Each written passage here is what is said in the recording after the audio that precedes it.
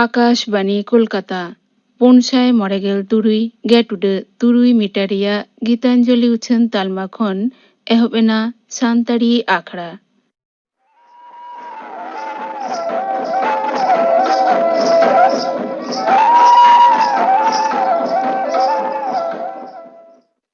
एतहब रेदो पे आंजमा सिकरिया लागड़े सेरिंग सेरिंग एदा को कापुमणि हेम्ब्रम आर साउतेन को।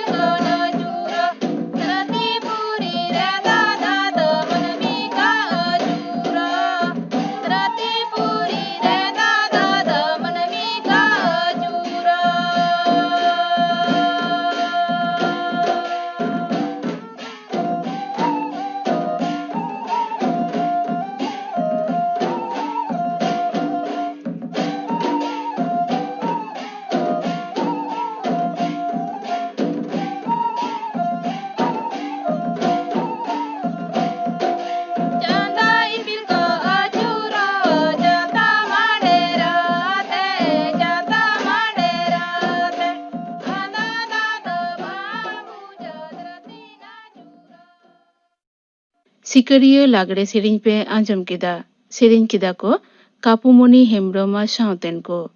नितुक दो खबर आकाशबानी कोलकाता खबर पढ़ाव दें कल्पना मुर्मू। मारांग मंत्री मानतान नरेंद्र मोदी और भूटान रेन मारांग मंत्री मानतान लोटे सेरिंग तकिन तेहन ओना दिसम रे भारचुया रुपे कार्ड रे दोसार पर्याय रेकिन उड़ाव सगुन केदा। दिन कलम आगस्ट चांदो रे भूटान संघार अक्ते मानतान मोदी नोआ प्रकल्प रेया पहिलो पर्याय उड़ाव सगुन ले ताहे काने। मारांग मंत्री मेन कदा भूटान रेना लगी ओना सब समय गे भारत से गुरुत्व ᱧᱟᱢᱟ कोविड अतिमारी समय हो भारत भूटान पास रे तिंगु कना।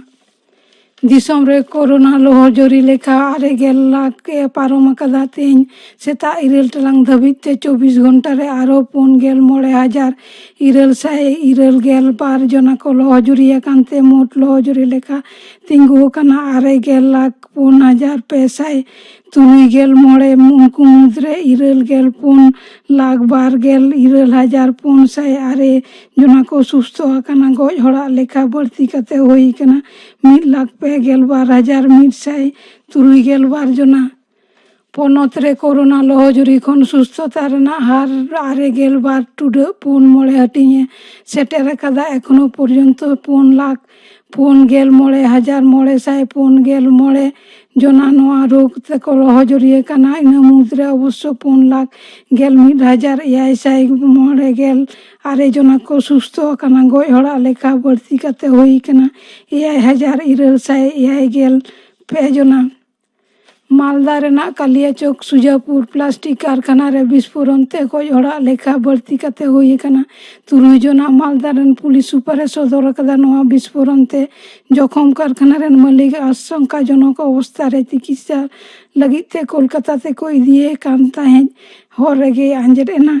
नोते पनत सरकार ओना कारखाना रेन जखम आर गज को घारंजिया को तीरे क्षतिपूरण रेना चेक एम चाल केदा। नागार आर नागार उत्नव मंत्री मानतान फिरहाद हाकिम होलानो ठाव रे नेल अचुर तायरम गज आकान हर रेन घारंजिया को तीरे 12 लाख आर जखम को 9,000 टाका रेना चेक एम चालात कोआ।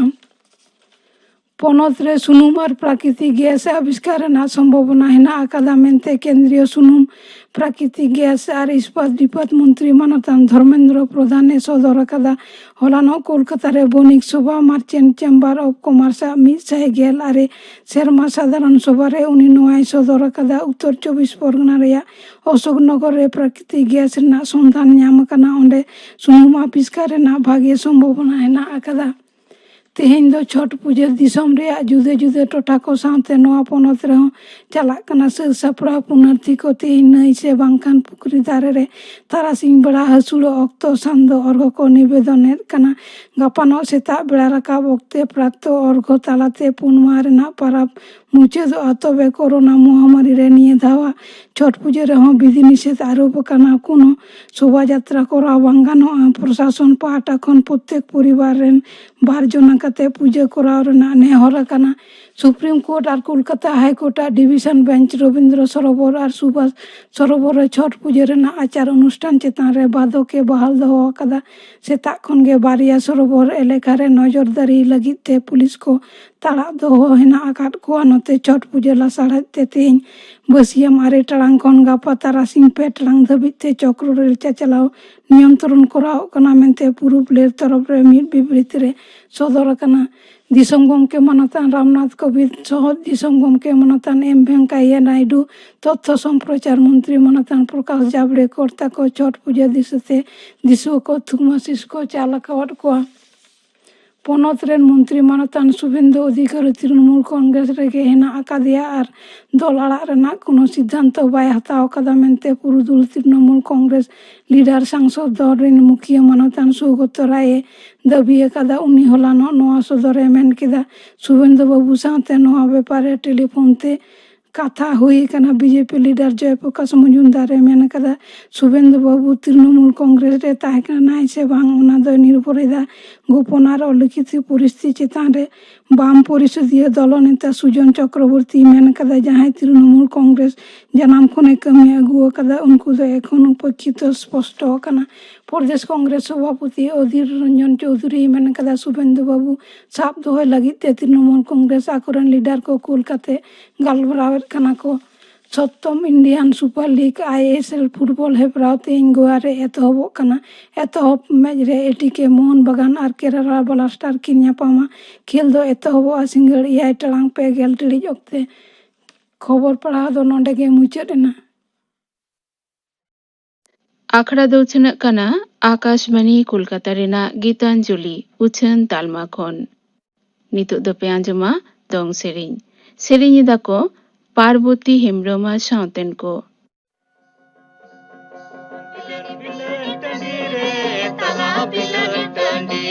साथे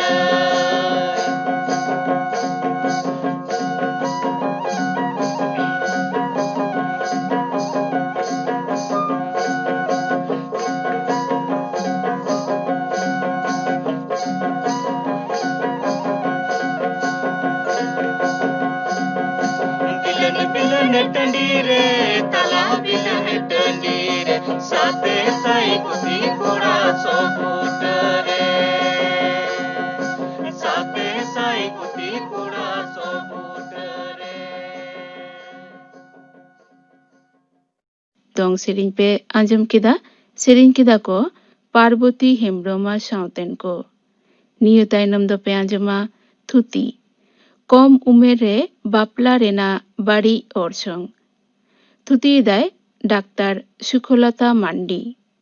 ᱛᱮᱦᱮᱧ ᱞᱮᱠᱟᱱ ᱫᱤᱱ ᱨᱮ ᱡᱟᱦᱟᱸ ᱚᱠᱛᱮ ᱟᱹᱰᱤ ᱫᱤᱥᱚᱢ ᱜᱮ ᱡᱚᱛᱷᱟᱛ ᱥᱤᱠᱷᱱᱟᱹᱛ, ᱠᱟᱹᱣᱰᱤ ᱱᱤᱛᱤ, ᱵᱤᱜᱽᱜᱟᱱ, ᱴᱮᱠᱱᱳᱞᱚᱡᱤ ᱮᱢᱟᱱ ᱠᱚᱛᱮ ᱞᱟᱦᱟ ᱥᱮᱫ ᱠᱚ ᱪᱟᱞᱟᱣ ᱤᱫᱤᱜ ᱠᱟᱱᱟ, ᱠᱤᱪᱷᱩ ᱩᱛᱱᱟᱹᱣ ᱟᱠᱟᱱ ᱰᱮᱵᱷᱮᱞᱚᱯᱤᱝ ᱫᱤᱥᱚᱢ ᱨᱮᱱᱟᱜ ᱠᱳᱱᱳ ᱯᱟᱦᱴᱟ ᱨᱮ ᱱᱤᱛᱚᱜ ᱦᱚᱸ ᱦᱩᱰᱤᱧ ᱵᱟ ᱜᱤᱫᱽᱨᱟᱹ ᱩᱢᱮᱨ ᱨᱮ ᱵᱟᱯᱞᱟ ᱦᱩᱭᱩᱜ ᱠᱟᱱᱟ, ᱡᱟᱦᱟᱸ ᱫᱚ ᱢᱤᱫ ᱥᱳᱥᱟᱞ ᱵᱟ ᱥᱟᱢᱟᱡᱤᱠ ᱥᱚᱢᱚᱥᱥᱟ ᱠᱟᱱᱟ। ᱡᱟᱹᱛᱤᱭᱟᱹᱨᱤ ᱟᱹᱭᱤᱱ ᱵᱟ ᱱᱤᱭᱚᱢ ᱞᱮᱠᱟᱛᱮ ᱵᱟᱯᱞᱟ ᱡᱚᱠᱷᱮᱡ ᱠᱚᱲᱟ ᱜᱤᱫᱽᱨᱟᱹᱣᱟᱜ ᱩᱢᱮᱨ ᱫᱚ 21 আর কুড়ি গিদ্রার উমের ᱫᱚ 18 হয়ে জরুরা। কিন্তু নঙ্কান আইন বা নিয়ম তাহেं লেখান ᱦᱚᱸ ভারত দিশম রেনাᱜ কিছু জায়গা যেলেকা বিহার, ঝাড়খণ্ড, রাজস্থান, উত্তরপ্রদেশ, ছত্তিশগড়, মধ্যপ্রদেশ, পশ্চিম বাংলা এমন করে হুডিং উমের রে বাপলা ᱫᱚ ᱦᱩᱭᱩᱜ ᱠᱟᱱ ᱜᱮᱭᱟ। হুডিং বা গᱤᱫᱽᱨᱟᱹ ᱩᱢᱮᱨ ᱨᱮ ᱵᱟᱯᱞᱟ ᱫᱚ ᱪᱮᱫ ᱠᱟᱱᱟ? ᱚᱱᱟ ᱵᱟᱯᱞᱟ ᱜᱮ ᱢᱮᱱ ᱜᱟᱱᱚᱜᱼᱟ হুডিং উমের রে বাপলা বা আর্লি ম্যারেজ, ᱡᱟᱦᱟᱸ ᱨᱮ ᱢᱤᱫ ᱛᱤᱨᱞᱟᱹ ᱜᱤᱫᱽᱨᱟᱹ 18 বছর কম উমর রে জামাই ᱦᱩᱭᱩᱜ ᱠᱟᱱᱟ। যদিও হুডিং বাপলা বা আর্লি ম্যারেজ আওতারে কড়া ᱜᱤᱫᱽᱨᱟᱹ ᱠᱚᱦᱚᱸ ᱠᱚ ᱦᱤᱡᱩᱜᱼᱟ, কারণ উনকুᱣᱟᱜ ᱦᱚᱸ আইন মাফিক বাপলা বয়স ᱢᱮᱱᱟᱜᱼᱟ। কিন্তু হুডিং উমর রে ᱠᱩᱲᱤ ᱜᱤᱫᱽᱨᱟᱹ ᱠᱚ ᱡᱟᱶᱟᱭ ᱞᱮᱠᱚ ᱠᱷᱟᱱ ᱩᱱᱠᱩ ᱜᱮ ᱵᱟᱹᱲᱛᱤ ᱟᱱᱟᱴ ᱵᱟ ᱮᱴᱠᱮᱴᱚᱬᱮ ᱨᱮᱠᱚ ᱯᱟᱲᱟᱜᱼᱟ᱾ ᱱᱟᱜᱟᱢ ᱨᱮᱱᱟᱜ ᱥᱟᱠᱟᱢ ᱩᱞᱴᱟᱹᱣ ᱞᱮᱱᱠᱷᱟᱱ ᱧᱮᱞᱚᱜᱼᱟ ᱦᱩᱰᱤᱧ ᱩᱢᱮᱨ ᱨᱮ ᱵᱟᱯᱞᱟ ᱥᱮ ᱠᱩᱲᱤ ᱜᱤᱫᱽᱨᱟᱹ ᱡᱟᱶᱟᱭ ᱫᱚ ᱟᱹᱰᱤ ᱢᱟᱨᱮ ᱫᱤᱱ ᱠᱷᱚᱱᱜᱮ ᱦᱩᱭ ᱟᱠᱟᱱᱟ᱾ ᱠᱟᱨᱚᱱ ᱠᱚᱫᱚ ᱚᱵᱚᱥᱥᱳᱭ ᱟᱭᱳᱼᱵᱟᱵᱟᱣᱟᱜ ᱡᱚᱢ ᱧᱩ ᱨᱮᱱᱟᱜ ᱚᱵᱷᱟᱵ ᱥᱮ ᱨᱮᱸᱜᱮᱡ ᱱᱟᱪᱟᱨ ᱚᱵᱚᱥᱛᱟ, ᱛᱟᱲᱟᱛᱟᱲᱤ ᱡᱟᱶᱟᱭᱟᱛᱮ ᱡᱟᱶᱟᱭᱟᱜ ᱚᱲᱟᱜ ᱵᱷᱮᱡᱟ ᱞᱮᱱᱠᱷᱟᱱ ᱠᱩᱲᱤ ᱜᱤᱫᱽᱨᱟᱹᱣᱟᱜ ᱦᱚᱨᱚᱜ ᱵᱟᱸᱫᱮ ᱡᱚᱢ ᱧᱩ ᱨᱮᱱᱟᱜ ᱪᱤᱱᱛᱟ ᱠᱷᱚᱱ ᱟᱭᱳᱼᱵᱟᱵᱟᱣᱟᱜ ᱢᱩᱠᱛᱤ, ᱦᱟᱨᱟᱵᱩᱨᱩ ᱠᱩᱲᱤ ᱜᱤᱫᱽᱨᱟᱹ ᱚᱲᱟᱜ ᱨᱮ ᱛᱟᱦᱮᱸ ᱢᱟᱱᱮ ᱟᱹᱰᱤ ᱥᱟᱢᱟᱡᱤᱠ ᱵᱚᱨ ᱵᱚᱛᱚᱨ, ᱦᱟᱯᱮᱱ ᱫᱤᱱ ᱨᱮ ᱵᱟᱯᱞᱟ ᱵᱟᱝ ᱦᱩᱭ ᱨᱮᱱᱟᱜ ᱥᱟᱢᱟᱡᱤᱠ ᱵᱚᱛᱚᱨ ᱮᱢᱟᱱ ᱠᱚ ᱱᱟᱱᱟ ᱦᱩᱱᱟᱹᱨ ᱠᱟᱨᱚᱱ ᱦᱚᱛᱮᱛᱮ ᱠᱩᱲᱤ ᱥᱮ ᱛᱤᱨᱞᱟᱹ ᱜᱤᱫᱽᱨᱟᱹ ᱠᱚ ᱦᱩᱰᱤᱧ ᱥᱮ ᱞᱚᱜᱚᱱ ᱩᱢᱮᱨ ᱨᱮᱜᱮ ᱠᱚ ᱜᱚᱝ ᱠᱮᱠᱚᱣᱟ᱾ ᱢᱮᱱᱠᱷᱟᱱ ᱛᱤᱨᱞᱟᱹ ᱜᱤᱫᱽᱨᱟᱹ ᱦᱩᱰᱤᱧ ᱩᱢᱮᱨ ᱨᱮ ᱡᱟᱶᱟᱭ ᱦᱩᱭ ᱞᱮᱱᱠᱷᱟᱱ ᱠᱷᱚᱛᱤ ᱫᱚ ᱚᱠᱚᱭᱟᱜ ᱦᱩᱭᱩᱜ ᱠᱟᱱᱟ? ᱠᱷᱚᱛᱤ ᱦᱩᱭᱩᱜ ᱠᱟᱱᱟ ᱩᱱᱤ ᱦᱩᱰᱤᱧ ᱠᱩᱲᱤ ᱜᱤᱫᱽᱨᱟᱹᱣᱟᱜ᱾ ᱵᱟᱯᱞᱟ ᱯᱚᱨ ᱡᱟᱦᱟᱸᱭᱟᱜ ᱯᱚᱨᱤᱪᱚᱭ ᱦᱩᱭᱩᱜ ᱠᱟᱱᱟ ᱵᱟᱹᱦᱩᱲᱤᱭᱟᱹ ᱵᱟ ᱪᱟᱭᱤᱞᱰ ᱵᱨᱟᱭᱤᱰ᱾ ᱡᱟᱶᱟᱭ ᱚᱲᱟᱜ ᱨᱮ ᱩᱱᱤ ᱫᱚ ᱢᱤᱫ ᱵᱟᱹᱦᱩ, ᱵᱚᱭᱚᱥ ᱡᱟᱦᱟᱸ ᱛᱤᱱᱟᱹᱜ ᱜᱮ ᱠᱚᱢ ᱛᱟᱦᱮᱸ ᱦᱚᱪᱚᱱ ᱛᱟᱭ, ᱩᱱᱤ ᱦᱩᱰᱤᱧ ᱵᱟᱹᱦᱩᱲᱤᱭᱟᱹ ᱵᱟᱹᱱᱩᱜ ᱛᱟᱭᱟ ᱛᱮᱢᱚᱱ কোনো স্কুল ᱨᱮᱱᱟᱜ ᱥᱤᱠᱷᱱᱟᱹᱛ, ᱢᱟᱱᱚᱥᱤক ও ᱥᱟᱨᱤᱨᱤᱠ ᱵᱷᱟবে ᱩᱱᱤ ᱫᱚ ᱛᱮᱭᱟᱨ ᱜᱮ ᱵᱟᱹᱱᱩᱭᱟ ᱡᱟᱶᱟᱭᱟᱜ ᱚᱲᱟᱜ ᱨᱮᱱᱟᱜ ᱫᱟᱭᱵᱷᱟᱨ ᱦᱟᱛᱟᱣ ᱞᱟᱹᱜᱤᱫ᱾ ᱡᱟᱶᱟᱭ ᱚᱲᱟᱜ ᱨᱮᱱᱟᱜ ᱱᱟᱱᱟ ᱦᱩᱱᱟᱹᱨ ᱟᱹᱰᱤ ᱩᱥᱛᱟᱹᱨ ᱫᱟᱭᱤᱛᱛᱚ ᱦᱟᱛᱟᱣ ᱨᱮᱱᱟᱜ ᱟᱨ ᱢᱤᱫ ᱧᱩᱛᱩᱢ ᱠᱟᱱᱟ ᱵᱟᱯᱞᱟ᱾ ᱠᱤᱱᱛᱩ ᱩᱱᱤ ᱜᱤᱫᱽᱨᱟᱹ ᱵᱟᱹᱦᱩᱲᱤᱭᱟᱹ ᱫᱚ ᱵᱟᱫᱽᱫᱷᱚᱛᱟᱢᱩᱞᱚᱠ ᱵᱷᱟবে ᱚᱱᱟ ᱫᱟᱭᱤᱛᱛᱚ ᱵᱷᱟᱨ ᱦᱚᱴᱚᱜ ᱨᱮ ᱜᱚᱜ ᱦᱩᱭᱩᱜ ᱠᱟᱱ ᱛᱟᱭᱟ᱾ ᱚᱱᱟ ᱩᱢᱮᱨ ᱨᱮ ᱩᱱᱤ ᱥᱠᱩᱞ ᱨᱮ ᱪᱟᱞᱟᱣ ᱨᱮᱱᱟᱜ ᱠᱟᱛᱷᱟ, ᱟᱡ ᱵᱚᱭᱮᱥ ᱨᱮᱱ ᱜᱟᱛᱮ ᱠᱚ ᱥᱟᱞᱟᱜ ᱠᱷᱮᱞ ᱨᱮᱱᱟᱜ ᱠᱟᱛᱷᱟ, ᱟᱡ ᱨᱮᱱ ᱯᱮᱲᱟ ᱯᱟᱹᱲᱦᱟᱹ ᱥᱟᱞᱟᱜ ᱥᱚᱢᱯᱚᱨᱠᱚ ᱵᱩᱡᱽ ᱨᱮᱱᱟᱜ ᱠᱟᱛᱷᱟ᱾ ᱱᱚᱝᱠᱟᱛᱮ ᱱᱩᱭ ᱠᱩᱲᱤ ᱜᱤᱫᱽᱨᱟᱹ ᱩᱢᱮᱨ ᱵᱟᱲᱟᱣ ᱥᱟᱶᱛᱮ ᱢᱟᱱᱚᱥᱤক ᱟᱨ ᱥᱟᱨᱤᱨᱤᱠ ᱩন্নতি ᱦᱩᱭ ᱠᱟᱛᱷᱟ᱾ ᱠᱤᱱᱛᱩ ᱚᱱᱟ ᱠᱚ ᱵᱟᱝ ᱰᱮᱵᱷᱮᱞᱚᱯ ᱠᱟᱛᱮ ᱫᱚ ᱩᱱᱤ ᱫᱚ ᱟᱪᱠᱟ ᱜᱮ ᱢᱤᱫ ᱵᱟᱝ ᱵᱟᱲᱟᱭᱟᱱ ᱯᱚᱨᱤᱵᱮᱥ ᱨᱮ ᱪᱟᱞᱟᱣ ᱮᱱᱟᱭ ᱡᱤᱭᱚᱱ ᱨᱮᱱᱟᱜ ᱟᱹᱰᱤ ᱢᱟᱨᱟᱝ ᱫᱟᱭᱤᱛᱛᱚ ᱦᱟᱛᱟᱣ ᱮᱵᱚᱝ ᱯᱟᱞᱟᱣ ᱞᱟᱹᱜᱤᱫ᱾ ᱥᱩᱛᱚᱨᱟᱝ ᱩᱱᱤ ᱜᱤᱫᱽᱨᱟᱹ ᱵᱟᱹᱦᱩᱲᱤᱭᱟᱹ ᱫᱚ ᱯᱟᱲᱟᱣ ᱦᱩᱭᱩᱜ ᱠᱟᱱ ᱛᱟᱭᱟ ᱢᱤᱫ ᱜᱟᱹᱦᱤᱨ ᱮᱴᱠᱮᱴᱚᱬᱮ ᱨᱮ᱾ ᱵᱟᱹᱦᱩᱣᱟᱜ ᱫᱟᱭᱤᱛᱛᱚ, ᱥᱚᱝᱥᱟᱨ ᱠᱚᱨᱟᱣ ᱨᱮᱱᱟᱜ ᱫᱟᱭᱤᱛᱛᱚ, ᱡᱟᱶᱟᱭ ᱦᱟᱱᱟᱨ ᱦᱚᱧᱦᱟᱨ ᱡᱚᱛᱚ ᱦᱚᱲ ᱥᱟᱞᱟᱜ ᱥᱩᱞᱩᱠ ᱛᱮ ᱛᱟᱦᱮᱸ ᱨᱮᱱᱟᱜ ᱫᱟᱭᱤᱛᱛᱚ, ᱜᱤᱫᱽᱨᱟᱹ ᱡᱟᱱᱟᱢ ᱨᱮᱱᱟᱜ ᱫᱟᱭᱤᱛᱛᱚ, ᱜᱤᱫᱽᱨᱟᱹ ᱯᱟᱞᱟᱣ ᱨᱮᱱᱟᱜ ᱫᱟᱭᱤᱛᱛᱚ ᱮᱢᱟᱱ ᱠᱚ᱾ ᱦᱩᱰᱤᱧ ᱩᱢᱮᱨ ᱨᱮ ᱠᱩᱲᱤ ᱜᱤᱫᱽᱨᱟᱹᱣᱟᱜ ᱵᱟᱯᱞᱟ ᱦᱩᱭ ᱞᱮᱱᱠᱷᱟᱱ ᱪᱮᱫ ᱮᱴᱠᱮᱴᱚᱬᱮ ᱦᱩᱭ ᱫᱟᱲᱮᱭᱟᱜᱼᱟ ᱫᱮᱵᱚᱱ ᱵᱟᱲᱟᱭ ᱞᱮᱜᱮ᱾ ᱦᱩᱰᱤᱧ ᱩᱢᱮᱨ ᱨᱮ ᱵᱟᱯᱞᱟ ᱦᱩᱭ ᱟᱠᱟᱱ ᱠᱩᱲᱤ ᱜᱤᱫᱽᱨᱟᱹ ᱫᱚ ᱵᱚᱞᱚᱭᱮᱱᱟᱭ ᱨᱤᱯᱨᱚᱰᱟᱠᱴᱤᱵᱷ ᱞᱟᱭᱤᱯᱷ ᱨᱮ᱾ ᱩᱱᱤ ᱫᱚ ᱮᱠᱷᱚᱱ ᱟᱭᱳ ᱦᱩᱭᱩᱜᱼᱟ᱾ ᱜᱤᱫᱽᱨᱟᱹ ᱩᱢᱮᱨ ᱨᱮ ᱵᱟᱯᱞᱟ ᱦᱩᱭ ᱠᱷᱟᱹᱛᱤᱨ ᱩᱱᱤᱭᱟᱜ ᱨᱤᱯᱨᱚᱰᱟᱠᱴᱤᱵᱷ ᱞᱟᱭᱤᱯᱷ ᱫᱚ ᱡᱷᱟᱹᱞ ᱜᱮᱭᱟ᱾ ᱩᱱᱤ ᱟᱭᱳ ᱦᱚᱲ ᱫᱚ ᱞᱮᱠᱷᱟᱛᱮ ᱵᱟᱹᱲᱛᱤ ᱜᱤᱫᱽᱨᱟᱹ ᱯᱤᱫᱽᱨᱟᱹ ᱦᱩᱭ ᱨᱮᱱᱟᱜ ᱥᱚᱢᱵᱷᱚᱵᱚᱱᱟ ᱛᱟᱦᱮᱸᱭᱮᱱ ᱛᱟᱭᱟ᱾ ᱡᱮᱦᱮᱛᱩ ᱵᱟᱹᱦᱩᱲᱤᱭᱟᱹ ᱜᱤᱫᱽᱨᱟᱹ ᱜᱮᱭᱟᱭ, ᱛᱮᱢᱚᱱ ᱢᱟᱱᱚᱥᱤক ᱰᱮᱵᱷᱮᱞᱚᱯᱢᱮন্ট ᱵᱟᱹᱱᱩᱜ ᱛᱟᱭᱟ᱾ ᱡᱟᱶᱟᱭ ᱚᱲᱟᱜ ᱨᱮ ᱚᱱᱟ ᱦᱚᱛᱮᱡ ᱛᱮ ᱥᱟᱫᱷᱤᱱᱚᱛᱟ ᱦᱚᱸ ᱠᱚᱢ ᱜᱮᱛᱟᱭᱟ᱾ ᱡᱚᱛᱚ ᱜᱮ ᱢᱚᱪᱟ ᱵᱚᱱᱫᱚ ᱠᱟᱛᱮ ᱟᱸᱡᱚᱢ ᱦᱩᱭᱩᱜ ᱛᱟᱭᱟ᱾ ᱵᱚᱭᱚᱥ ᱛᱮ ᱠᱷᱟনিᱠ ᱢᱟᱨᱟᱝ ᱵᱟᱹᱦᱩᱲᱤᱭᱟᱹ ᱡᱟᱦᱟᱸᱭ ᱠᱚᱫᱚ ᱠᱷᱟনিᱠ ᱠᱚ ᱯᱚᱨᱤণᱚᱛᱚᱜᱼᱟ ᱢᱟᱱᱚᱥᱤᱠ ᱵᱷᱟবে, ᱡᱟᱶᱟᱭ ᱥᱟᱞᱟᱜ ᱠᱚ ᱜᱟᱞᱢᱟᱨᱟᱣ ᱫᱟᱲᱮᱭᱟᱜᱼᱟ ᱜᱤᱫᱽᱨᱟᱹ ᱦᱟᱛᱟᱣ ᱫᱮᱨᱤ ᱵᱤᱥᱚᱭ ᱛᱮ, ᱠᱚᱱᱴᱨᱟᱥᱮᱯᱥᱚᱱ বা জন্ম নিরোধক ব্যবহার এমন কো বিষয়তে।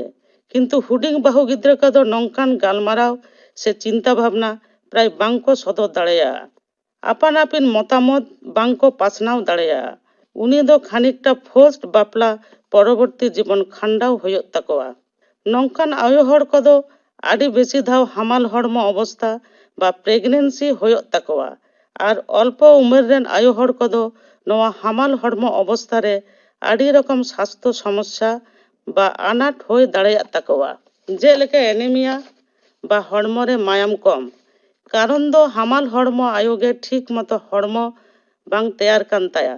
কিন্তু অনা অবস্থা রে উনি গে আয়া আয়ো কুখুই রে হারাবুরু হইয়ক কান তায়া আই গিদ্রা। পুষ্টি রেনাᱜ অভাব দো হইয়ক কানা বানা হড়াᱜ গে। ফল দো আয়ো দয় ভোগাক কানায় অ্যানিমিয়া বা মায়াম কম আজারতে, আর গিদ্রা হো লো বার্থ ওয়েট বা কম ওজনানি হিসাবতে জানাম রেনাᱜ সম্ভাবনা তেয়ারক কান তায়া। সুতরাং নোয়া অবস্থা দো বতরান কান হামাল হড়মো আয়ো আর কুখিরে হারা গিদ্রা বানা হড় লাগিদ। গিদ্রা উমর রেন হামাল হড়মো আয়ো কোয়া প্রেসার সে মায়াম রেনাᱜ চাপ বাড়তি খাতির একলামসিয়া ᱧᱩᱛᱩᱢᱟᱱᱤᱡ ᱢᱤᱫ ᱵᱟᱹᱲᱤᱡ ᱠᱚᱢᱯᱞᱤᱠᱮᱥᱚᱱ ᱥᱮ ᱟᱱᱟᱴ ᱦᱩᱭ ᱨᱮᱱᱟᱜ ᱥᱚᱢᱵᱷᱚᱵᱚᱱᱟ ᱢᱮᱱᱟᱜᱼᱟ, ᱡᱟᱦᱟᱸ ᱫᱚ ᱟᱭᱳ ᱟᱨ ᱜᱤᱫᱽᱨᱟᱹ ᱵᱟᱱᱟᱨ ᱯᱚᱠᱠᱷᱮ ᱜᱮ ᱵᱟᱹᱲᱤᱡᱚᱜᱼᱟ। ᱜᱤᱫᱽᱨᱟᱹ ᱡᱟᱱᱟᱢ ᱚᱠᱛᱮ ᱟᱹᱰᱤ ᱵᱟᱹᱲᱛᱤ ᱢᱟᱭᱟᱢ ᱩᱰᱩᱠᱚᱜᱼᱟ, ᱡᱟᱦᱟᱸ ᱫᱚᱠᱚ ᱞᱟᱹᱭᱟ ᱯᱳᱥᱴᱯᱟᱨᱴᱟᱢ ᱦᱮᱢᱟᱨᱮᱡᱽ।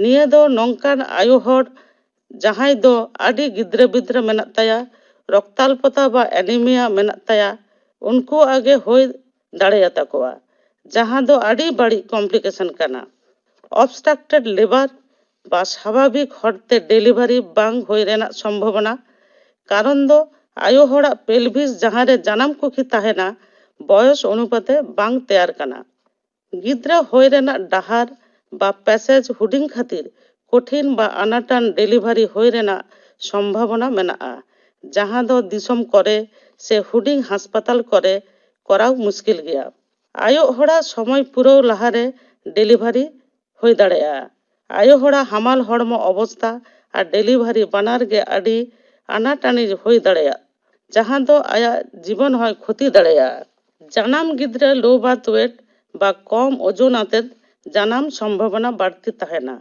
ᱚᱱᱟ ᱠᱷᱟᱹᱛᱤᱨ ᱜᱤᱫᱽᱨᱟᱹᱣᱟᱜ ᱢᱤᱫ ᱥᱮᱨᱢᱟ ᱢᱩᱫᱽᱨᱮ ᱱᱟᱱᱟ ᱦᱩᱱᱟᱹᱨ ᱨᱳᱜᱽ ᱟᱡᱟᱨ ᱜᱚᱡ ᱨᱮᱱᱟᱜ ᱵᱚᱛᱚᱨ ᱢᱮᱱᱟᱜᱼᱟ, ᱡᱟᱦᱟᱸ ᱨᱮᱱᱟᱜ ᱢᱩᱞ ᱠᱟᱨᱚᱱ ᱫᱚ ᱦᱩᱭᱩᱜᱼᱟ ᱦᱩᱰᱤᱧ ᱩᱢᱮᱨ ᱨᱮ ᱵᱟᱯᱞᱟ᱾ ᱡᱟᱦᱟᱸᱭ ᱠᱩᱲᱤ ᱜᱤᱫᱽᱨᱟᱹ ᱫᱚ ᱟᱨᱞᱤ ᱢᱮᱨᱮᱡᱽ ᱦᱩᱭᱩᱜ ᱛᱟᱠᱚᱣᱟ ᱩᱱᱠᱩ ᱫᱚ ᱥᱟᱨᱵᱷᱟইᱠᱟᱞ ᱠᱮন্সার, ᱡᱟᱱᱟᱢ ᱚᱲᱟᱜ ᱤᱱফᱮᱠᱥᱚᱱ, HIV ᱮᱰᱥ ᱞᱮᱠᱟᱱ ᱵᱚᱛᱚᱨᱟᱱ ᱟᱡᱟᱨ ᱦᱩᱭ ᱨᱮᱱᱟᱜ ᱥᱚᱢᱵᱷᱚᱵᱚᱱᱟ ᱵᱟᱹᱲᱛᱤ ᱜᱮᱛᱟ ᱠᱚᱣᱟ᱾ ᱪᱤᱠᱟᱹᱛᱮᱵᱚᱱ ᱴᱮᱠᱟᱣ ᱫᱟᱨᱟᱢᱟ ᱱᱚᱣᱟ সমস্যা?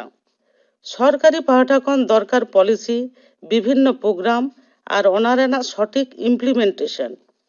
কুড়ি গিদ্রে কোয়া সিকনাত দরকার, উনকু অলপ পড়াও রে উৎসাহ এম জরুরা আর নোয়া লাগিদ লাগা'a কমিউনিটি এডুকেশন।